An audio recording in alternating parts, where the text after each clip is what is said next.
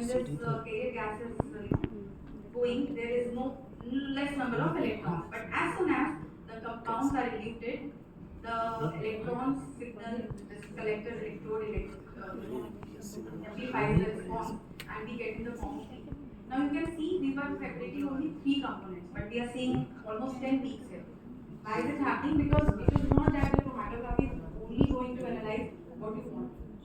It is going to, also separate the components which are part of matrix. So you have to do. So that is the reason why chromatography is not only including the, it is not a technique wherein you are using only the analyte of a retinol. You're getting a matrix component for method development and method cleanup, sample cleanup is very important. So what is the scope of gas chromatography in environmental analysis? I would say it is tremendous. Why it is tremendous? Because if you talk about the GC is more and more focusing on the non-polar compounds. Somebody asked me yesterday, I think from, yes, कि non-polar compound करते हैं तो non-polar है क्या? Non-polar का मतलब हो गया it is water, it is water phobic, ठीक है? It is hydrophobic. तो मतलब उसको water पसंद नहीं है. तो अब जितने भी non-polar compounds हैं वो GC amenable होते हैं. GC amenable मतलब they love GC also. They don't love water but they love GC. तो अब क्या है कि वो सारे compounds we can easily do using a gas chromatography. So if we talk about IS 10500 and if we talk about water analysis in specific, polyaromatic hydrocarbons, polychlorinated biphenyls, most of the pesticides out of 24 pesticides which are listed in IS 10500, all of these are non-polar in nature. And now when these are non-polar in nature, definitely GC is the instrumentation which is the apt technique for analyzing all those compounds.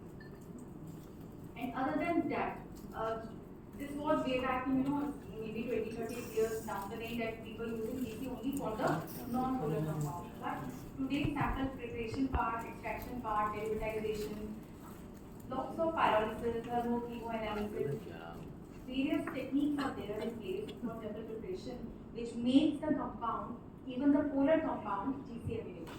We can do it by GC. Because if we derivatize a compound, we can make it towards, not polar, but we can make it towards non-polar, a bit non-polar, maybe a bit polar, because mid-polar compounds can be derived with GC. So, okay, this was gas chromatography with FID, ECD, TCD, FPD, LPD, different detectors. I also mentioned there a detector which is mass spectrometer. So, my study now next is on mass spectrometer. What is the requirement of mass spectrometer if you are having GC? It is because chromatography, if you are doing gas chromatography, the LODs and LOQs maybe will be in the range of ppm percentage. But if we want to achieve, level of parts per trillion, limit of detection होता not low detection. why do we require those? Because the requirements are becoming stringent day by day. The maximum residual limits are decreasing day by day. So if we want to meet those, then hyphenated technique means GC coupling with mass spectrometer. Is the need of the hour.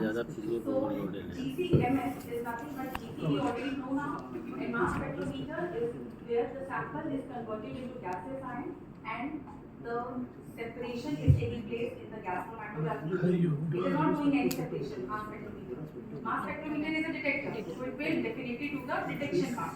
So detection here is not on the basis of the electrons generated or electrons absorbed. It is on the basis of the masses of the atom. So coupling GC with MS.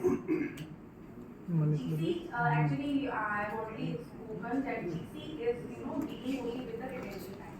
Okay, and when we talk about GC-MS, molecular weight and the mass spectra of that particular compound also comes into play.